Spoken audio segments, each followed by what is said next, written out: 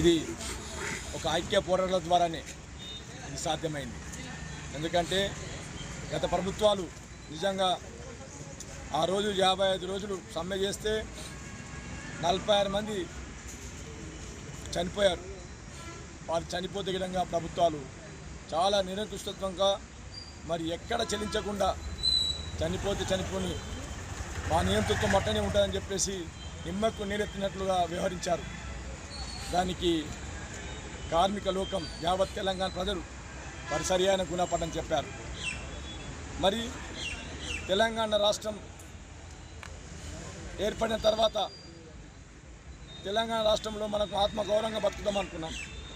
ఇంకా బిచ్చగాళ్ళని అడుక్కునే స్థాయిలో మన ఆత్మగౌరవాన్ని తాకట్టు పెట్టే విధంగా పాలకులు పరిపాలించారు. దాన్ని దృష్టిలో పెట్టుకొని మరి ఈరోజు కాంగ్రెస్ ప్రభుత్వానికి సంపూర్ణంగా కార్మిక లోకం మొత్తం ఆ నిరంకుశ ప్రభుత్వానికి వ్యతిరేకంగా ప్రజలను చైతన్యవంతుల్లో చేయడంలో ఆర్టీసీ కార్మికులు ముందుండి పనిచేశారు. ఎందుకంటే ఎన్నికల మేనిఫెస్టోలో మరి కాంగ్రెస్ పార్టీ ఎన్నికల మేనిఫెస్టోలో ఆర్టీసీకి సంబంధించిన అంశాలను ప్రధానంగా పెట్టి మేము అధికారంలోకి వస్తేనే ఇవన్నీ నెరవేరుస్తామని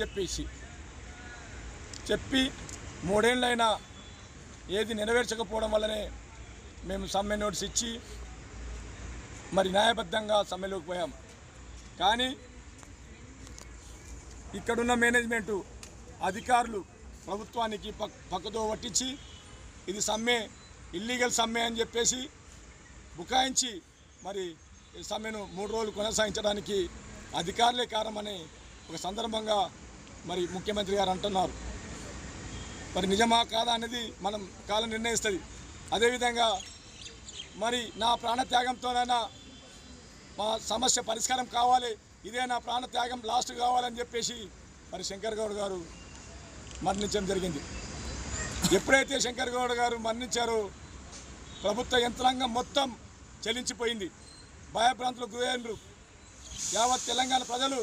అటువైపు మరి నిజంగా వాళ్ళ నిజమైన సమస్యలు, వాళ్ళ న్యాయబద్ధమైన సమస్యలు, మరి ఆర్టీసీని పరిరక్షించాలని చెప్పేసి ఒక సామాజిక బాధ్యతతోటి కార్మికులు ముందొస్తుంటే మరి ప్రభుత్వం ఇందుకు నిరంకుశంగా వ్యవహరిస్తుందని చెప్పేసి అన్ని వర్గాల నుంచి మద్దతు వచ్చేసరికి ప్రభుత్వం దిగొచ్చింది. ఎందుకంటే ఇది ఓన్లీ కార్మికుల ఐక్యమత్యం ద్వారానే ఇది సాధ్యమైందని చెప్పేసి నేను మిమ్మల్ని విజ్ఞప్తి చేస్తా ఉన్నాను. ఇదే ఐక్యమత్యం ద్వారానే మీరందరూ ప్రభుత్వాలు వస్తుంటాయి పోతుంటాయి, ఏ ప్రభుత్వం అయినా ఉన్నత వర్గాలకు పెట్టుబడిదారి వర్గాలకు మాత్రమే కొమ్ము కాసే ప్రభుత్వాలు ఉన్నాయి. కాబట్టి దయచేసి వాటి ఆలోచనలు మనం పసిగట్టవలసిన అవసరం ఉన్నది. దానికి వ్యతిరేకంగా ఐక్య పోరాటం ద్వారానే ఈ జెండాలను పక్కకు పెట్టి మన హక్కుల కోసం మన కార్మికులు అందరూ ఒకే కులం కార్మికులం అనే దీని మీద ఐక్య పోరాటం ద్వారానే మనం సాధించమనేది ఒక ఉదాహరణ. అందుకోసం ఖచ్చితంగా మనమందరం ఐక్యంగానే ఉండవలసిన బాధ్యత ఉందని చెప్పేసి ఇప్పటికే ఇంకో 5-6 మందిని ఇంకా తీసుకోలేదని చెప్పేసి ఇంకా పాలాయపన చేస్తున్నారు.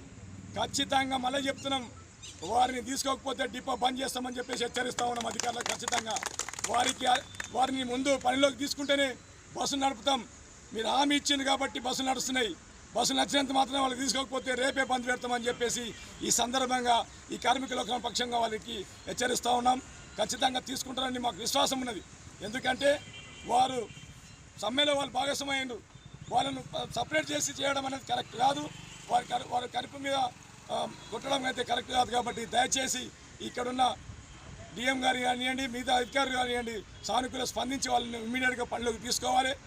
అదేవిధంగా ఇక్కడ సమస్యలను కక్ష సాధింపు కాకుండా సమ్మెలో పాల్గొన్న కార్మికులకు కక్ష సాధింపు కాకుండా మరి వాళ్ళకి అన్ని విధాలుగా అండదండలు ఉండాలని చెప్పేసి మేనేజ్మెంట్ విజ్ఞప్తి చేస్తూ మరి ఇక్కడ ఉన్న కార్మిక లోకానికి మరొక్కసారి తెలంగాణ జనసమితి పక్షాన రాష్ట్రంలో అన్ని చోట్ల తెలంగాణ జనసమితి కోదండరాం గారి నాయకత్వంలో రాష్ట్ర ప్రభుత్వం దగ్గర చర్చల్లో ఆయన ప్రధాన భూమిక వహించాడు. కాబట్టి నేను మీ అందరికీ మరొకసారి చెప్తున్నాను, మేము తెలంగాణ జనసమితి తరఫున మీకు అందరికీ ధన్యవాదాలు చేస్తూ రేపు జరగబోయే ఎలాంటి కార్యక్రమాలు ఉన్నా మీ కార్మిక సమస్యల పట్ల ఇక్కడున్న తెలంగాణ జనసమితి పార్టీ పనిచేస్తారని చెప్పి పెడచెవున పెట్టి ఒక రకంగా ఇండైరెక్ట్గా సమ్మెకు ఉసుగొల్పినటువంటి ప్రయత్నంలో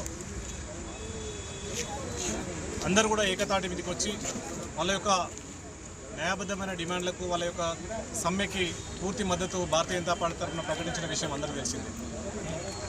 ఏదైతే తాండూరు ఆర్టీసీ కార్మికులు కానీ గౌరవ అధ్యక్షులు సోమన్న కానీ మరి ఇక్కడ ఉన్నటువంటి పెద్దలందరూ ఇంకాస్త ఉధృతం చేసే క్రమంలో కార్మిక సోదరుడు శంకర్ గౌడ్ గారు అమరుడు కావడం, తన యొక్క యూనియన్ యొక్క లక్ష్య సాధన కోసం ప్రాణాలు అర్పించడం అనేది చాలా గొప్ప విషయం. ఏదేమైనా మీకు అందరూ కూడా ఒకటే విషయం, ఇవాళ ప్రభుత్వం దిగి వచ్చినట్టు కంటి తుడుపు చర్యగా సమ్మెని ఇండైరెక్ట్గా ఒక రకమైనటువంటి భయభ్రాంతులకు గురి చేసి విరమించిందనే చెప్పేసి మేము భావిస్తూ ఉన్నాం. కానీ ఎట్టి పరిస్థితుల్లో కూడా మీరు భయపడాల్సిన అవసరం లేదు. మీ వెన్నంటూ భారతీయ జనతా పార్టీ ఉంటుంది.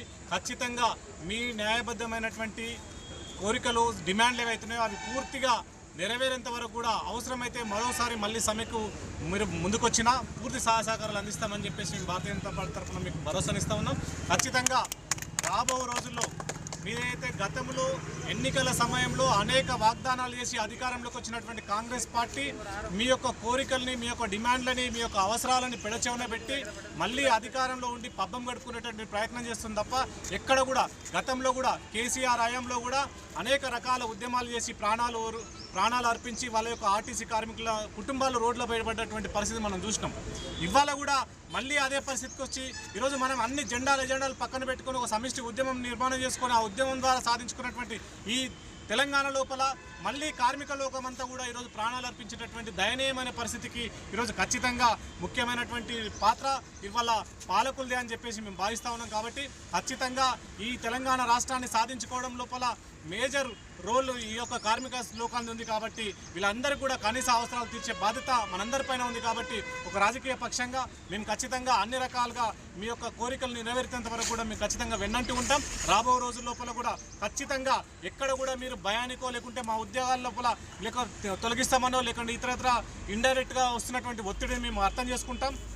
ఖచ్చితంగా ఎలాంటి ఒత్తిళ్లు ఉన్నా కూడా మనం రాజ్యాంగం కల్పించినటువంటి హక్కులు ఉన్నాయి. అనేక రకాల చరిత్రలు ఉన్నాయి. మన దేశం పైన దండెత్తిన వాళ్ళు కావచ్చు, మన రాష్ట్రం పైన అనేక రకాలైనటువంటి ఈరోజు నిజాం ప్రభువులను కూడా ఈరోజు ఎదురొడ్డి కొట్లాడినటువంటి చరిత్ర మనకు ఉంది. కాబట్టి ఆ చరిత్ర స్ఫూర్తిగానే మీ యొక్క ఉద్యమ స్ఫూర్తితోటి ముందుకు రండి. ఖచ్చితంగా మీ కోరికలను నెరవేర్చుకొని మీ కుటుంబాలన్నీ సురక్షితంగా ఉండాలి. ఎవరు కూడా భయపడాల్సిన అవసరం లేదు.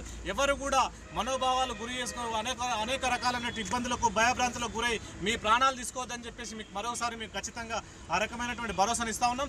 ఎట్టి పరిస్థితుల్లో మీ సమస్యలు మా సమస్యలుగా భావించి ఆ సమస్యల కోసం పోరాడడానికి ముందుంటామని చెప్పేసి తెలియజేస్తూ, ఏదేమైనా మీ యొక్క ఉద్యమ స్ఫూర్తిని మీ యొక్క సమ్మె యొక్క భయం వల్లనో భక్తి వల్లనో ఈరోజు అధికారంలో ఉన్నటువంటి పార్టీ కాంగ్రెస్ పార్టీ దిగొచ్చి మీ కోరికలు నెరవేర్స్తామనేది సంతోషకరమైన విషయమైనప్పటికీ కూడా అది పూర్తిగా నెరవేర్చేంత వరకు కూడా మీరందరూ కూడా అప్రమత్తంగా ఉండాలని చెప్పి తెలియజేస్తూ ఈ అవకాశం ఛానల్ ని సబ్స్క్రైబ్ చేయండి. అలాగే ఇక్కడ ఉండే ఈ గంట సింబల్ ని క్లిక్ చేయండి. మేము అప్డేట్ చేసే ప్రతి వీడియో నోటిఫికేషన్స్ మీకు వచ్చేస్తాయి.